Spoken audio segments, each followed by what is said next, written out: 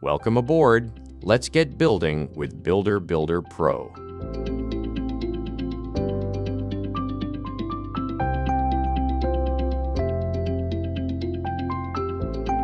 In this quick demo, we'll start group and private chats inside a project.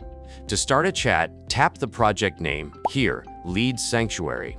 From the project menu, select Chats. Here you'll see group chats that include all project members and private one-to-one chats with individual members. Tap the group chat to open it. Type your message and tap Send. Everyone in the project team will receive it.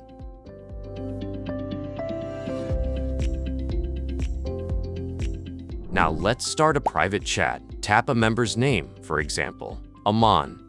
This opens a secure one-to-one chat where you can message privately with that member. Files work the same way in private chats. Attach PDFs, images, or other documents and send them securely.